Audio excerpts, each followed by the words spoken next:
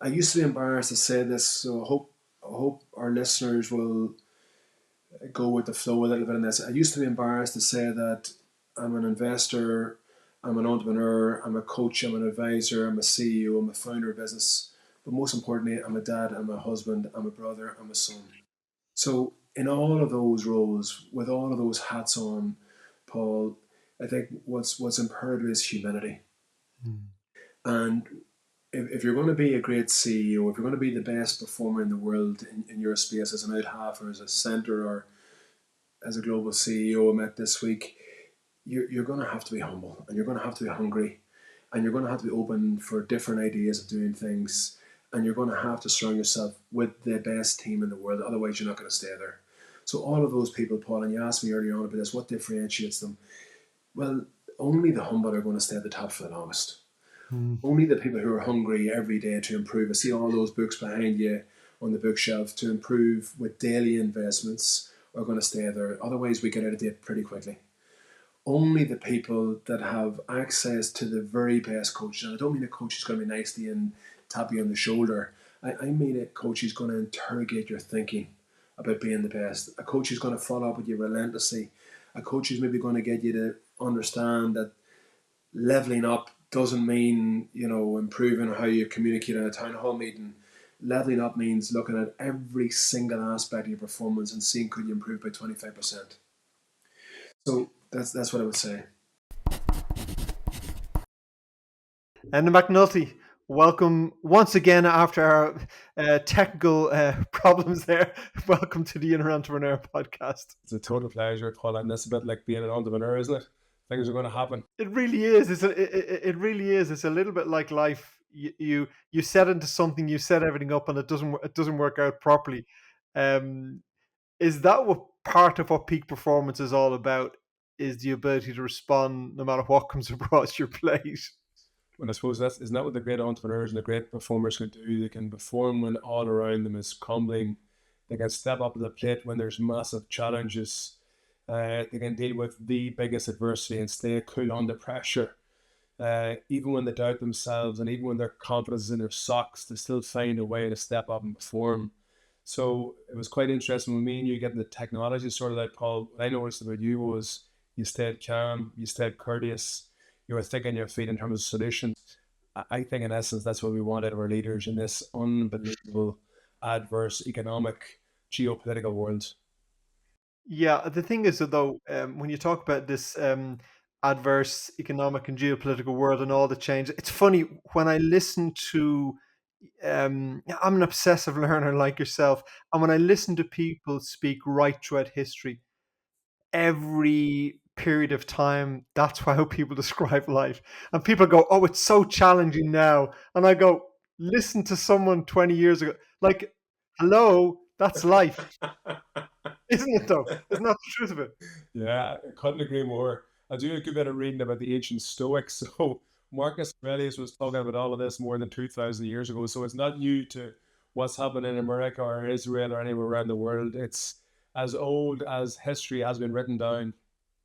It's funny. I have been very keen investor for like 20 years so in the stock market, and when we had a dip about I don't know whatever it was because I'm a very keen investor, but I don't. I mean, I don't track it every day. I don't track it to that degree. But so anyway, I listened to a lot of investment podcasts, and about 3 months ago, I was listening to one of these regular investment podcasts, and the guy read out an article, and it could have been from the Wall Street Journal or something.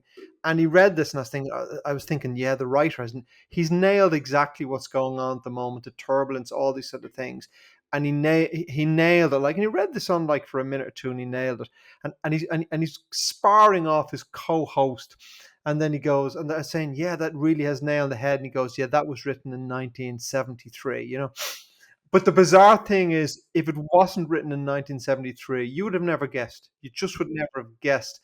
And I think that is the interesting thing. But what I've noticed is that people, you're the peak performance coach. Well, what I've noticed is that people who respond well under pressure, it's not that they don't feel the pressure. This is my experience. It's not that they're not superhuman or they don't feel stress. They do, and they go, "Fuck it, I need to step up anyway." That's That's my version of it. I suppose when you said that, my gut reaction is right back to 2002, the Ireland semi-final, Armagh playing against Dublin at Croke Park. The stadium was shaking with energy. And before the game, when they warm up, my legs were shaking like a leaf. My stomach felt as if it was going to explode. My mind was going almost frantic in terms of all the different thoughts coming and going, most of them negative. And it was so big that I was thinking about going to the coach and saying I pulled my hamstring and faking it and saying, listen, I'm not fit to play. But Yeah. so I felt that nervous and I felt that uncertain. The confidence was rock bottom in that moment. But thankfully, like all, I guess, peak performers, I had done the training, I had all the tools, I was able to calm myself. I was able to get on top of my breathing. I was able to focus on mind relentlessly on what I wanted to achieve. I was able to change that mental and emotional channel from, let's say, huge uncertainty to clarity and certainty and confidence. So I used the national anthem walking around the pitch and the walking behind the RTN boys band. I used that time to settle myself, to calm myself, to focus myself and get ready for the performance. And I guess like for all entrepreneurs that are listening, Paul, you can very much relate to this. We're going to walk into a pitch with a global company and we're going to feel uncertain on the walk-in. We're going to be challenging a global CEO about their strategy and we're going to feel uncertain is the right thing, but we have to go anyway. We have to back ourselves. We have to find a way to stay calm even in that moment of uncertainty. Except in that moment in 2002, I think it was, the pressure on Armagh to perform that day was extraordinary. And there were 80,000 people watching your performance. So you were under extraordinary pressure that day to perform, and you did. Prior to that, how important was the state in a game to you? How had you already at that stage began to realize this is more about just my skill on the pitch? There's something going on inside I need to figure out. About total fortune, Paul, and I have to credit my father, my mother, coaches in my early life, teachers in my early life, my lecturer in psychology in Queen's.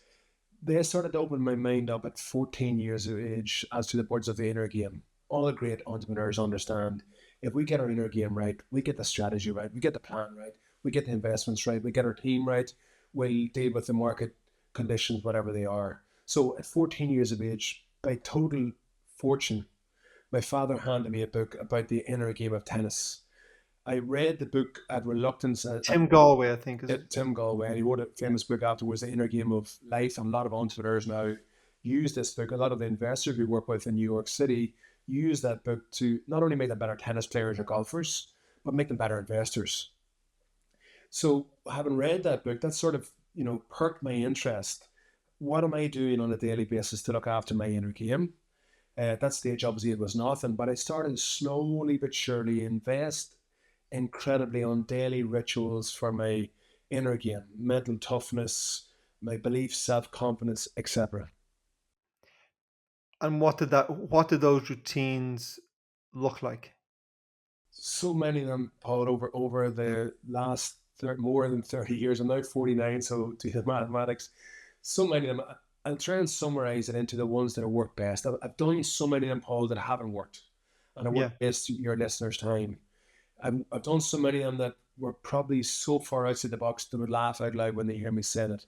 But I'm proud I did that because by trialing it so many bloody times and it didn't work, that's very important to me. Because when you sit down with a global CEO, they need stuff that works pretty quickly. When you sit down with a guy who's playing in a Grand Slam decider tomorrow morning in Twickenham, they need to know that the tool you give them is going to work absolutely quickly and relentlessly even in the last 90 seconds of that game. So what's worked best? Meditation is what I call a meta skill. It's a mental skill around which you can build all other mental skills. So meditation is one that any entrepreneur in the world can understand. It calms our mind. It allows us to focus in the moment. It brings us back down to earth. It clears up all this clutter that happens to be in all of our entrepreneurial, hyperactive minds. We tend to have simpler noise going on in our minds. Will I sell? Will I buy? Will I grow? Will I acquire? Will I sack that guy? Will I hire this girl? Will I do this with AI? You know what I mean? That's how our minds work, and that's why I love entrepreneurs. But meditation calms that. So it's one thing that's worked massively for me in life, Paul. Another one of the things that work massively is the use of affirmations. Affirmations are basically positive statements that we repeat over and over again that allows us to build on our confidence, our self-esteem, our self-worth, and our self-image. I'll give you a few of those affirmations I used to use back 30 years ago and I still use even today. One of them is, let's say, I'm completely calm and composed under pressure in all scenarios. So if I repeat that over and over again, I find when I repeat it, I'm more calm and composed over and over again in all scenarios. Another one is, no matter what happens, I will handle it. So in all the adversity I've faced in life, not even in business, when the shit has really hit the fan, and unfortunately in the last couple of years, in life, the shit has really, really hit the fan in different capacities for me. I'll give you one example. My cousin is an unbelievably successful entrepreneur who lived in Texas and made himself an incredibly wealthy gentleman. But I was asked on behalf of the family to fly into his hospital in Houston, Texas, to meet his mother, himself, and his brother. He had CJD, which is, your listeners might be aware of it, is Creutzfeldt-Jakob disease, mad cow disease. And basically, in the space of 1 month, this young guy who made himself mega rich with incredible investments and entrepreneurial flair was told in 1 week, it's lights out. So in the middle of that scenario of flying over to Houston, I'm wondering, how the hell am I going to be compassionate? How am I going to be calm? How am I going to give to Ashton, God rest him's mother and brother, that's Nurs and Charles, and how am I going to be a proper leader in this scenario? So on the scale of difficulty, I would say that's a way up there versus Armagh, playing in a match away down there. So using the affirmations on the plane on the way across to Houston, making sure I use my breathing before I walk in to meet the world-renowned neuroscientist that challenges thinking, and making sure that I'm grounded in the reality and still compassionate. So far that's 2. I give one more and then I'll stop. I know you challenge me some of these, Paul. Another one, I cannot believe the effectiveness of it is what I call the grateful flow. So in the middle of the challenges, in the middle of the stress that me and you and all of our listeners face, in the middle of all the doubts, in the middle of all that massive anxiety about all our business repercussions and life repercussions, grateful flow meaning that we spend time relating to what is really good. I call it the WWW. What's working well? Let the good stuff land. What are we thankful for as a dad, as a husband, as an investor, as a member of the community, as a member of society? There's always good things, no matter what's going on in our entrepreneurial world. So those 3 things, I'd say without them, Paul, I don't know where the hell I'd be in life. I'm only giving you a snapshot into 3 simple things that have made me much stronger in terms of my inner game. I mean, all of those I'm a big fan of. I was blessed, like you, at a very early age, like 17, 18 years of age, to be introduced to meditation. And I won't say devoted my life to it, but it's been an obsession for 40 odd years because it's, it's amazing. You spoke about affirmations, but I've heard you speak before about incantation. And I suppose they're the same thing, but when you said I don't know where I heard you. So when you said incantation, I really like that because incantation to me is something. It's the embodiment of an affirmation. What's what's the difference? Exactly. I love your questioning, which gives more clarity. You know what, Paul? Just in getting a flashback there, will you believe when I met Joe Schmidt for the first time, he asked me a lot of questions like you're asking me now in his old office in Leicester Rugby. I was talking about mental toughness. He says, hold on a second, what does mental toughness mean? And thank God I had done my research. I knew exactly how to nail it really quickly. Otherwise, he would have thrown me out of the office. Yeah. I think the difference between incantations and affirmations is probably like you said there. Incantations is when we really buy into that. We're repeating it out loud. Sometimes when I go running up the mountain on a really wet, windy day, for example, my incantations is saying my affirmations really loud, really proud. There's nobody around me. They can't hear me. They don't think I'm going crazy. And I'm repeating it over and over and over again, almost programming my subconscious mind. So incantations, it's like really positive, really proud, really embodiment, like the brilliant word you've used, Paul. So that rather than it being a tick box affirmation, It's like the best way I can describe it is like affirmations on steroids. Yeah, I think because I think we affirmations can be simple things to use. And you can just state them. But I feel that affirmation, I'm not going to say is useless by itself, but is less effective. But when you connect to an emotion, now it becomes so. I remember many. I can't remember what year. Oh, I have the poster over the wall. I can't read from the distance. I don't know, maybe 2008 or something. I had a privilege to do a fire walk with Tony Robbins all those years ago. They train you all day, and then they bring you up to these. Have you done it? Yeah. The- and you see these literally red hot coals, and it's like about 12 feet in front of you. But the incantation, if you recall, it was cool wet grass, cool wet grass, Cool boss. cool wet moss. Was it? Cool moss, whatever. But I was literally, so I'm walking from the arena over to the fire pits, and I am repeating this whatever was cool at Moss. But I am literally, by the time I get to the coals, there's actually nothing else in my reality except that I'm just repeating over and over and over and over again. And I get up to the coals, and they have two attendants to make sure you're in the right mental state before they take you onto the Why? coals. Why? But there's a lady hesitates in front of me, and Lizzie hesitates in front of me. And my thought is, get her out of my way, because I was in such a zone that I was I was going, I'm ready to walk in these coals. Just get her out of my way. Thankfully, they got her moving pretty quick. But I walked across those coals and I felt nothing. Why? I mean, I felt nothing. So I can't explain that other than it wouldn't be wise to do it without being a I don't know how far walks are done. I don't. I mean, I've done them 3 times. I can't explain it to you, but that process of having yourself, I wasn't just repeating an affirmation. I was in the freaking zone, Why? and that's the power of incantation, I Why? suppose. Why? I can relate, and I've done those fire walks with Robbins as well, so I can resonate and relate to everything you're saying. I think what is the fire walks that we all face every day as entrepreneurs? I Mm. guess we have to step in front of our team and say we're restructuring our organization. We have to step in front of our team and say, listen, because of AI, we're going to have to completely pivot this business. We might have to let people go who've been with us for 5, 10, 15 years. So with that fire walk, we have to get ourselves in the right mental and emotional place. What I would strongly assert to all of the entrepreneurs, all the CEOs listening, or all the people in business that are listening, I would strongly assert that if you've got, let's say, an array of tools you can use for any of those scenarios, be it very big challenging scenarios or even the easy scenarios, you're going to be in a much better place to perform. And if you perform much better in everyday scenario, it's much more likely your team performs better, your business performs better, and we can thrive rather than trying to, I guess, survive in those scenarios. It reminds me of a story that I'm always very careful to tell, so not to identify anyone.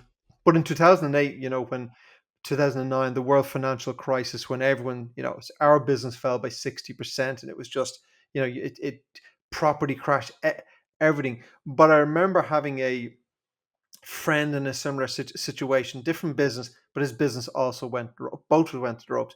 But I had spent this life being this weird guy who was obsessed with personal development. So all you're talking about here, I had was doing the meditation every day. I was doing, my affirmations. In fact, talking about gratitude, I used to every evening before I'd go to, I had a hot tub at the time in the back garden. I would sit in the hot tub in the garden, and I would sit there and I would recite. I had this thing going, reasons I love my life, reasons I love my business, because I didn't. And I would recite. So I had all these crazy things I did. Um, he approached it differently. He approached it via a bottle of whiskey. And I think the thing about it is that I reckon on day one, first night he felt a hell of a lot better than I did. They took, but slowly over time, I began to build something stronger. And hey, I climbed that mountain like a lot of people. And over a couple of years, I was out of that business, was recovered. Um, he lost his business and ended up in an early grave. But I think the and I say this hoping people won't identify him, but what I think about it is that my good fortune was like what you're talking about, I had the tools to reach to. When the crisis came, I had the tools to reach to, and he didn't have the privilege of having those tools. So I suppose that's where you're emerging into the life of an athlete or to a business person is you're beginning to train them with these tools, knowing that at some stage they're going to face the challenge. Absolutely, I can resonate. Unfortunately, we all know too many people that have went to an early grave tragedy like that. So Mm. my heart goes out to that gentleman and his family. What I know for sure is, Paul, as an entrepreneur, I know what I don't know. I know that there's a lot more we can all improve in this space, whether we're talking about our resilience, our mental toughness, our overall leadership, our entrepreneurial sustainability. Let's be honest, if we're talking about 10 years ago or 20 years ago, I know a lot of CEOs that were writing phenomenal books 20 years ago that are now out of business. I know Mm. people that I highly respect in the business at the highest level in Irish business became multi-billionaires and ended up tragically, as news stories or news items in their own way. So what I know for sure is we all need to keep growing every day. What I know for sure is it's the compound interest of daily habits is going to leave us more resilient. It's going to lead us more in control, more stoic for the inevitable challenges and opportunities, because it's both. Let's not ground it into just the challenges, Paul. It's for the mega opportunities that we can all hopefully head into. And I don't mean opportunities to make loads of money. Like you, Paul, I want to make a big impact on people's lives. I don't just want to make a load of money for me and my wife Julie and our business at McNulty Performance. We first and foremost want to make a big, formidable impact on people's lives around the world at scale. Because if we're not doing that, what sort of human beings are we? And the reason I connected back to purpose is I think if we have the right purpose, we're much more likely to invest daily in our inner game. If we have the right purpose, we're much more likely for people to want to follow us. And if we have the right purpose, we're much more likely to navigate the inevitable storms that are going to lie ahead for all of us in life. When you arrived in Texas that day to approach your family with a very tragic situation, um, that's a very difficult situation to be in. So now you're moving into a deeply emotional territory. And in that emotional territory, I mean, I've been in, obviously, I've been on the planet close to 60 years, so I've had lots of experience of those sort of things. Um, where do you find that balance between experience, grief, sadness, fear, all those things that you recognize as being real in that moment because none of us is superhuman? Where do you find that balance and walk the road between experiencing these real life emotions and also you have to move on. So you're pulling on this inner resilience and the tools you have for that as well. So when you're standing in that hospital ward or whatever, and you know it's not going to end well, where, how do we pull the two of those things together? Great question, Paul. I actually was in New York City delivering leadership training to a global animal pharmaceutical company at the time called Zoetis. And I got the phone call from my family asking would I travel immediately and cancel the next day and travel immediately to Houston to my Aunt Laird and my cousin Charles. To be honest with you, the first thing I did that next morning was get up, go to the gym, get myself in the right physical place. Then on the flight and so writing down, okay, how do I choose to behave? I'm going to have to be strong for my Aunt Laird and for my cousin Charles and for the wider family. They can't have me walking in feeling sorry for myself. This is not about me. This is about Parashan, who's literally lying on the on the hospital bed. His body perfect like an Adonis, but his brain literally got into mush real time in front of our eyes Wow. on the monitor on the screen. And tragically, another company we've started to work with is Striker in the global med tech world. Tragically, is see on his bed Striker. So really tragically. So what do we do again? Like I spoke about, mentally get myself in the right place. Why get to the gym, do my affirmations, make sure I'm top of my breathing, make sure that I'm able to give really lovely, compassionate, caring, loving energy to Laird and Charles now when the rest of the family started to arrive in. Uh, And again, it probably is a really good application there, because it's, unless it's invested in daily, it's of no use. It's not something we did 10 weeks ago is going to stand to us in a corporate scenario or in a business scenario. It's what have we done 10 hours ago? I think is so, so important. Yeah, well, that's the daily thing, and um, I was wondering. I mean, we spoke earlier about some of the work you've done and McNulty Performance, because you've worked. We mentioned Brian O'Driscoll, and he mentioned you in his book, because you've worked with some of the greatest sports players in the world, and some of the biggest companies, the Google, the Metas, all of these people. And the question that came to my mind when reviewing some of these people you work with is, when these people are clearly the very best in the world. Um, why do they reach out to performance coach? Because when you can go, I'm the most, this is the one of the most successful businesses in the world, or I'm one of the most highly paid CEOs, or I'm clearly one of the best athletes in the world. What are they reaching for? What do they need from you? Well, you mentor and advise a lot of entrepreneurs as well, Paul. So it's probably not, I wouldn't be big enough ego. What they need from me, what do they need from us? What do they need from other entrepreneur mentors, coaches, and advisors? I used to be embarrassed to say this, so I hope our listeners will go with the flow with it in this. I used to be embarrassed to say that I'm an investor, I'm an entrepreneur, I'm a coach, I'm an advisor, I'm a CEO, I'm a founder of business. But most importantly, I'm a dad, I'm a husband, I'm a brother, I'm a son. So in all of those roles, with all of those hats on, Paul, I think what's imperative is humility. Mm. And if you're going to be a great CEO, if you're going to be the best performer in the world in your space as an out half or as a center or as a global CEO I met this week, you're going to have to be humble, and you're going to have to be hungry, and you're going to have to be open for different ideas of doing things, and you're going to have to surround yourself with the best team in the world. Otherwise, you're not going to stay there. So all of those people, Paul, and you asked me earlier on about this, what differentiates them? Well, only the humble are going to stay at the top, for the honest. Mm. Only the people who are hungry every day to improve. I see all those books behind you on the bookshelf to improve with daily investments are going to stay there. Otherwise, we get out of date pretty quickly. Only the people that have access to the very best coach, and I don't mean a coach who's going to be nice to you and tap you on the shoulder. I mean a coach who's going to interrogate your thinking about being the best. A coach who's going to front up with you relentlessly.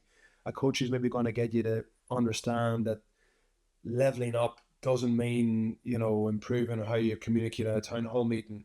Leveling up means looking at every single aspect of your performance and seeing could you improve by 25%. So that's what I would say.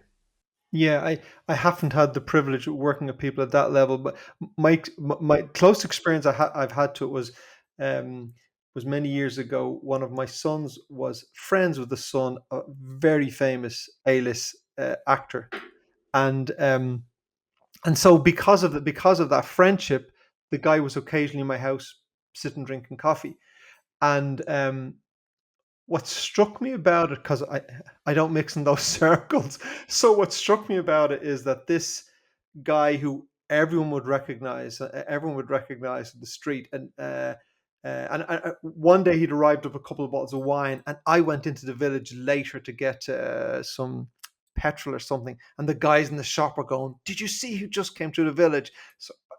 So he'd been sitting on my counter drinking coffee. But what struck me most about him was that when he pulled up, he was this shy, humble individual that was nothing like the multiple characters he played on screen. And he walked in, he walked in, and he sat down quiet. He was just, and I hadn't had that. Maybe you have had. I hadn't had that experience and going. I'm speaking to a guy here. I'm just speaking to another guy here, and we perceive him as as and a very talented actor. But that's how we perceive him. But when he sits in my kitchen, he's just a guy that has this talent and has all the insecurities, humilities that we have. And I suppose that's what my question says. I perceive these sports stars, I perceive these mega CEOs as these superhuman people. And when they sit in front of you, they're just an individual that needs some help. Well, I think Paul, that's a really lovely insight because in terms of working with these people, I treat them no different than I would treat my best friend. And one of my best friends in life is the global CEO of Riverdance, and he performed Riverdance over 5,500 times. He's now one of my best friends' life. His name was Padraig Moyles. So when I sat down with Padraig Moyles the first time in 2007 for a coffee on Grafton Street in the old Beauties Cafe, it wasn't me looking up at this guy as a global superstar who's obviously, I would say, far more impressive than Michael Flatley. It was me sitting down, having a normal chat, and then after the normal chat, earning his trust. And after that, asking about 1,000 questions about all aspects of performance, and then showing him I could add value, and then going and watch Riverdance multiple times, and then writing a master plan that could help him go to the next level. And then now, unbelievably, fortunately, and unbelievable privilege, he's one of my best friends in life. So it's not seeing him as different, Paul. Of course, these folks have different talents, different ways, in the same way as you do. Uh, my mother taught in a secondary school in Northern Ireland in the middle of the Troubles. She's now nearly 80 years of age. She taught for more than 40 years. She's exceptionally gifted as a teacher, but not many people out of our community would know her. That doesn't mean to say she's any less than the global superstar golfer that I've worked with in the past. Yeah, it's very interesting because as you're saying that, I'm thinking if your mother did that for 40 years, how many children went through her hands and how many lives have been enormously impacted. But we don't know her name. We don't know who she is. She wouldn't have been paid millions for doing the work. Which brings us to this notion of, and I was wondering this also. I mean, what is peak performance for?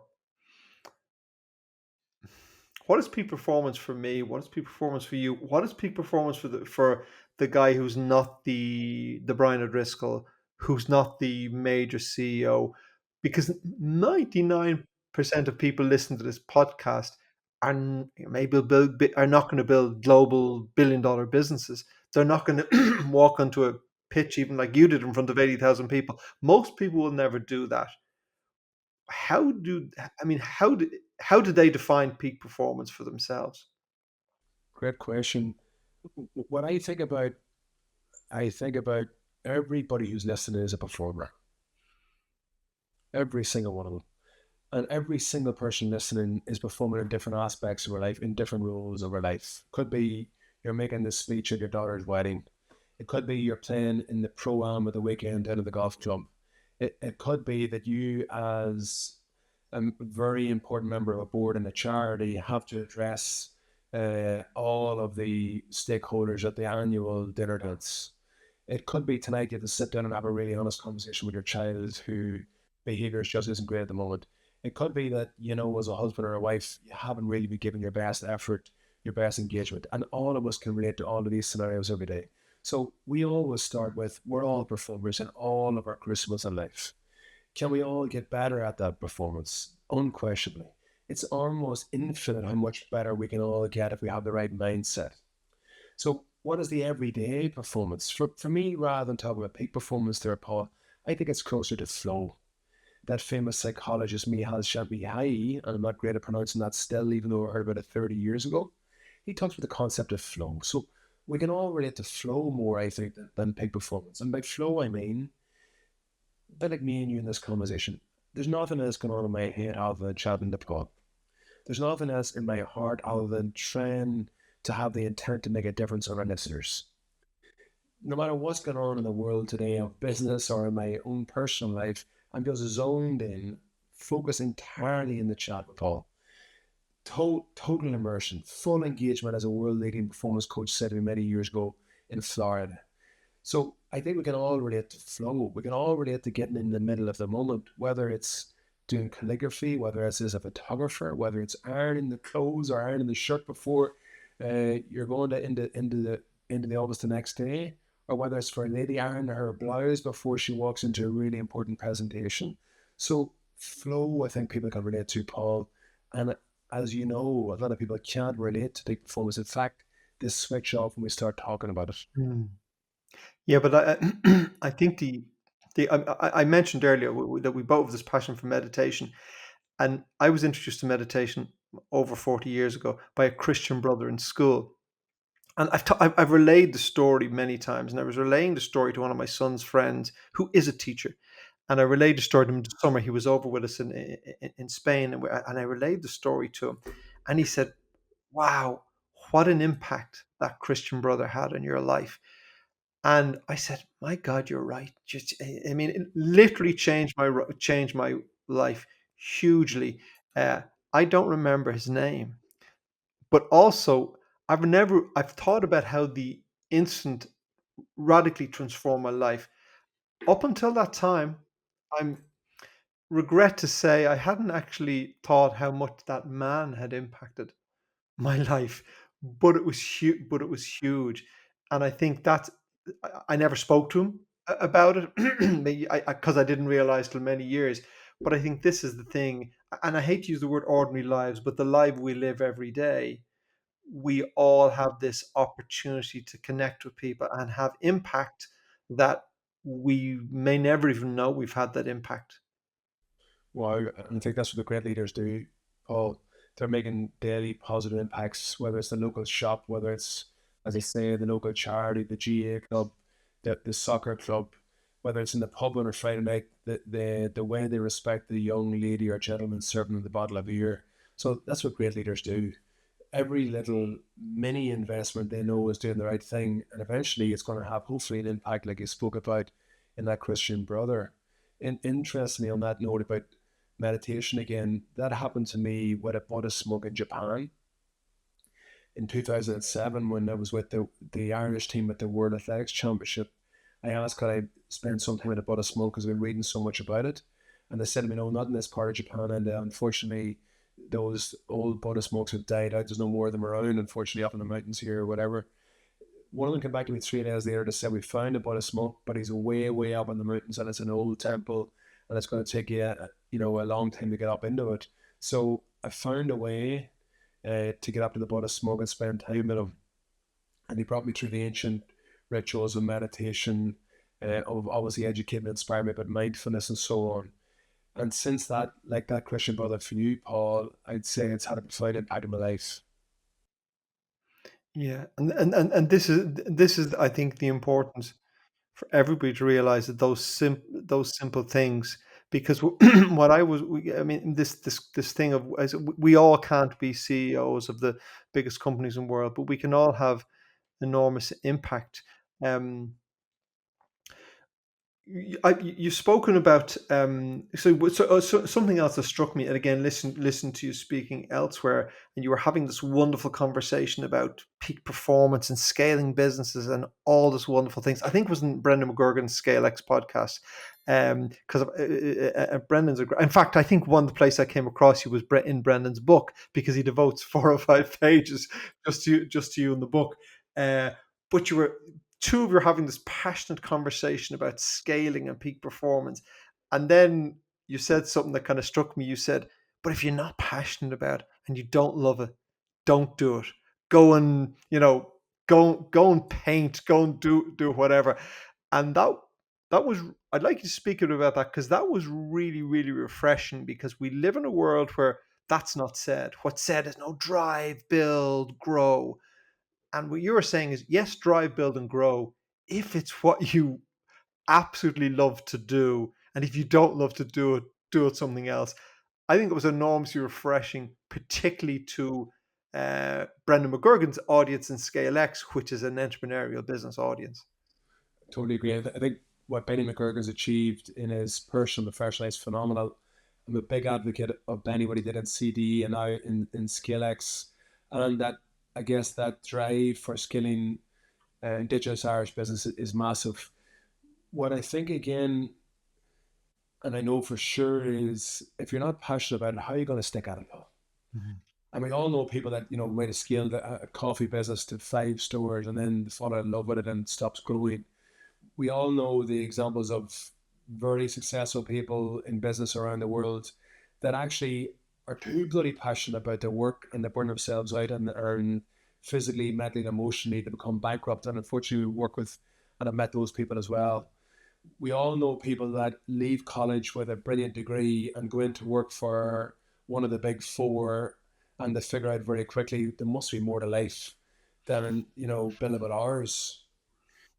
So I think our number one job in life is to figure out who we want to be, not what we want to do. And I've Mm. had the great fortune and privilege, Paul, like you, to have stripped upon, and I mean it was stripped upon this very early in life. Can't claim credit. That's my teachers, that's my coaches, that's my parents, that's my uncle entrepreneur, my uncle farmer, my mum and dad teacher and coach.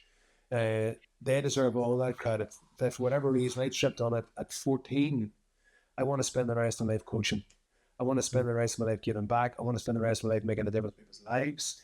I want to spend the rest of my life, as my dad said when we set up McNulty Performance, he said, our mission is your potential. That's what I spent my whole life doing. My whole day since 6 a.m. this morning, I've been doing that. That doesn't mean to say that I've done a good enough job commercially at that. Doesn't mean to say I've done a good enough job at scaling that. Doesn't mean to say I've made enough money at that. But for me, that's what they call in Amazon a lagging indicator. The Mm. leading indicator is, have you got the bloody passion? Are Mm. you excited in the morning to get up and get after it? Are you at 12 o'clock at night, or as I was, 3 o'clock in the morning, waking up by the excitement to go and do something different? If that isn't there, as we both know, Paul, and all of our listeners know in their bones, you're not going to stick at it to make it go or scale anyway. But also, there don't we have to define, or is it okay for us to define our own measurements? I know that it's something I did many years ago. I defined what happiness and success was for me. Now, if I laid that out to you, you might go, "Hey, that doesn't work for me, Paul." And I go, "Cool, it works for me." So I consider myself, I am very happy and I consider myself very successful. But you might line me up as someone and go, that's not success, Paul. This guy's business is 10 times the size of yours or whatever. And I'd go, yeah, cool, but I don't want that. Um, and when I hear the scaling talk, which I mean, I love the scaling conversation, but I know also that it wasn't for me, and it depends. I have a reasonable sized business, but I had I met up with a pal of mine who sold a couple of businesses over in Florida. There, we met a couple of weeks ago, and he was asking me how things were going, and I was telling him. But one of the things that I'm going to say stopped me from moving forward was that the next level for me required me to invest substantially millions of euro in a very big building, and I already had two which I owned outright, and I had no debt, owed nobody nothing. And I just thought to myself, I have enough. I have enough. And I'm going, like, I know everyone says, no, you should scale and grow. And I'm going, but I have enough. I have a great company. I have great people working for me. I have a great quality of life. And 10xing this for who? So sometimes I'm embarrassed, not embarrassed, but sometimes I know if I'm saying this in front of entrepreneurs, they go, no, no, no, grow, grow, grow. And I'm going, no, live, live, live. So it's, but I'm not saying I'm right. I'm saying I'm right for me. Wow. My encouragement, my part of the idea of the Inner Entrepreneur podcast was a very simple thing, was because the inner game, the inner world of peace, prosperity, purpose has been massively important to me. But prosperity is a part of that, which means I need to build a business. But I've met so many entrepreneurs, and I describe them as climbing the ladder of success and got to the top and went, shit, the ladder was against the wrong wall. And that's, so part of what this is for me is people defining what it is for themselves. And when we have this conversation about peak performance, I really want people. I mean, and I absolutely love the story about your mother, because I think beat that as a peak. I mean, beat that as a peak performer. That impact, beat that as a peak performer. Well, let me riff off those 4 or 5 points. I love it. So you mentioned there about your passion and purpose. I think that's brilliant. You're the only one that can identify your own inner scorecard. Nobody else can do that. So I think for all listeners to go and reflect on your own inner scorecard, that's the only scorecard that really matters at the end of the day.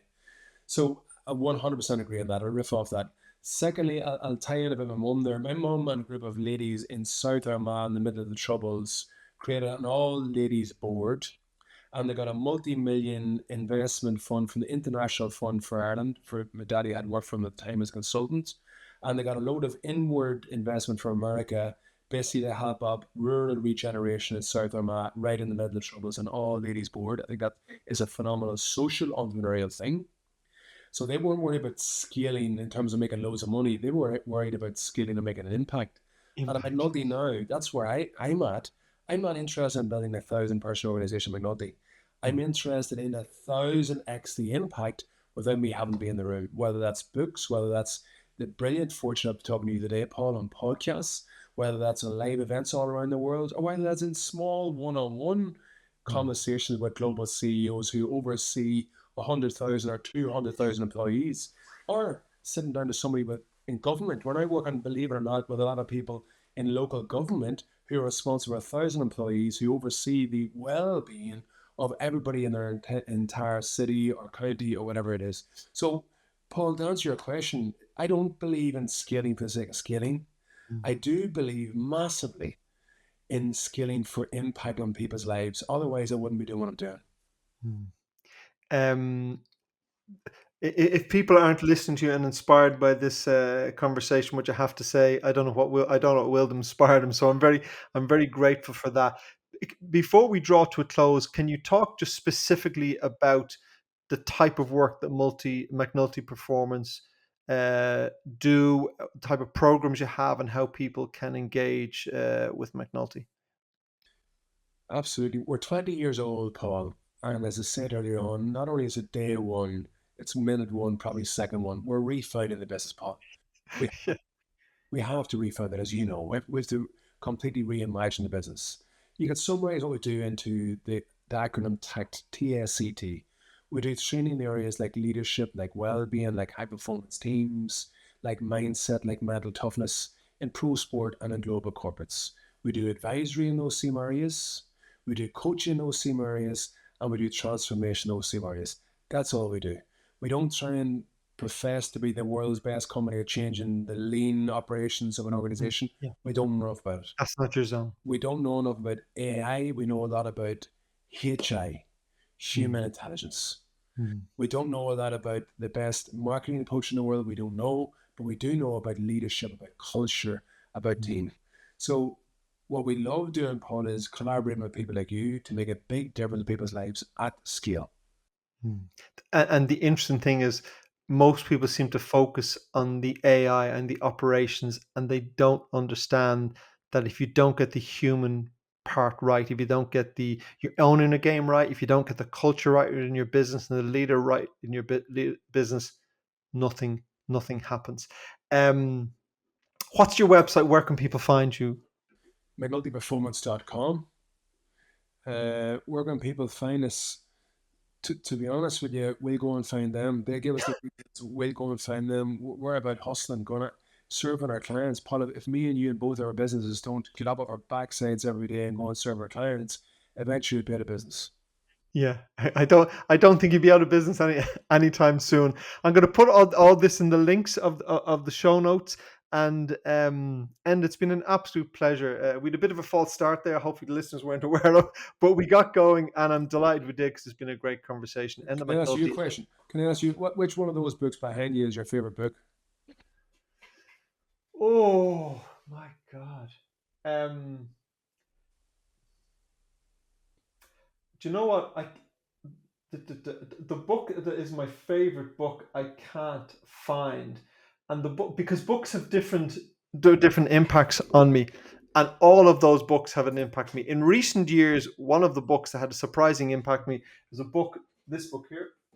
I'm not going to say it's my favorite, but this book here by Dan DePandy, called The Power of Unwavering Focus. I Well, don't know if you've come across Dan DePandy, well, and I have been meditating for 40 years, and I have to be careful, because sometimes when people suggest something for me, I go, "Oh yeah, sure, I know that, you know." But a friend of mine said, "You got to read this book," and I go, you know. well, And I was out. I was over in Spain a couple of years ago for a couple of months, and I was on my bike every day, and I listened to this guy's book, and I was blown away by it. well. But but it's a powerful book, but it's very accessible for anybody. It's very accessible for anybody. But the other book, which I absolutely love, is, I don't know if you've ever heard of Michael Singer, and a Yes. book called The Untethered Soul.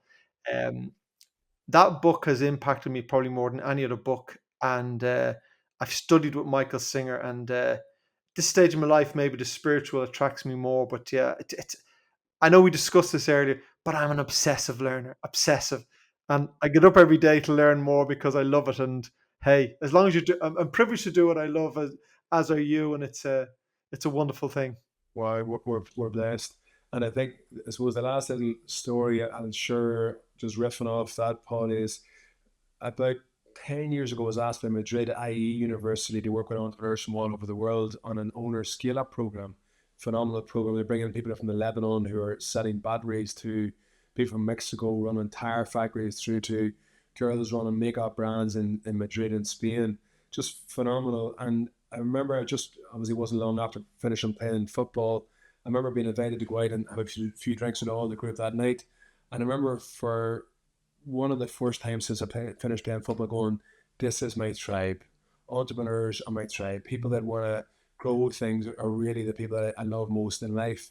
And then what was interesting was, we all that night had a brilliant chat over beer about the books we'd all read that made the biggest impact on our lives.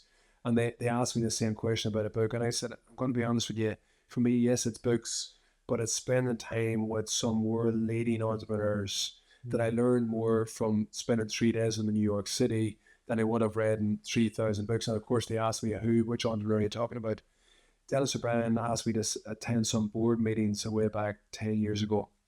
And I learned more attending the 3 days of board meetings and Digicel back to back to backs than I did of the 300 books I'd read before. But what it enabled me to do, probably like you, Paul, by attending those board meetings and seeing all those board presentations, allowed me then to go back and read the books more intelligently, go back and read Buffett more intelligently, go back and think about meditation more intelligently, go back and think about social entrepreneurialism more intelligently. And I guess that's my hope for our listeners, that we're reminding them what they probably already know. We're trying them to lift that book again and read it and go, okay, which chapter in that book most resonates to their passion? We're hopefully giving them a bit of a nudge and saying, are you investing enough in your inner game on the Inner Entrepreneur podcast? And most importantly, we're reminding them that it's their passion and purpose in life that is the most important thing. But also, what you're talking there was, you mentioned your tribe, and I think that if you're in an environment that doesn't support that, it's very difficult to thrive. I'm very I mean, two things, a couple things I'm very fortunate. One is, I'm very fortunate in this podcast because I do interview most week, and I get to people. I mean, I'm delighted you came on, but I get to speak to incredible people. And I said to a friend of mine only 2 days ago, I said, I get to spend an hour with people I can't afford to hire. But it's true. I get to That's speak to that's genius. it, I get to speak to incredible people, and I always finish these calls absolutely buzzing because I get so much out of it, and I really hope the listeners do. But I'm very privileged to be. I don't know if you've heard of the Entrepreneurs Organization, EO. I'm very privileged to be a member of EO in Ireland, and that means 10 times a year I get to meet with, in a group of 9 people, men and women, and it's this very intimate, tight group, and we meet, and the connection, but it's that sitting in a room and learning from other people. I'm going to say very successful people, but in all different areas of life. And that's it. When you connect with that tribe of people who also want to learn and grow and develop, and you sit in that room and you spend most of your time listening to other people's experiences, it's phenomenal. So, this is why I want to bring people like you on the podcast, because I'm always hoping that someone is driving home in the car, having listened to this, and one thing they said, like the daily habits or whatever, but they just go, I can do that. I can do that. I'll never probably be in a position to hire Enda McNulty, but I can do that, or I can go and buy his book, Commit, and there's something small I can do. And before you rang me earlier and said you're going to be 30 minutes late for this call, which was completely cool, because when I do a podcast like this, I clear the whole afternoon. Not so that I'll be sorted if someone calls, but so that I can be present. And you said, you're here, you're totally present for this. And I know that I need an hour or so or more, a couple of hours before clear, So when I meet you on the screen, there's nothing else in my mind. And then I will sit in meditation for 20, 30 minutes before, and I will have two intentions. I'll have a connection because I've never met you before, like with any guest. And my intention will be first, can I deeply connect with this human being so we can have a really uh, proper conversation? And can, as a result of this conversation, we impact someone? And they're the intentions I set. So I think we've done our very best. I hope we're successful. Think we've done our very best, and I'm privileged, and thank you so much for your time. What a complete joy. Thank you for the opportunity. Thank you very, very much.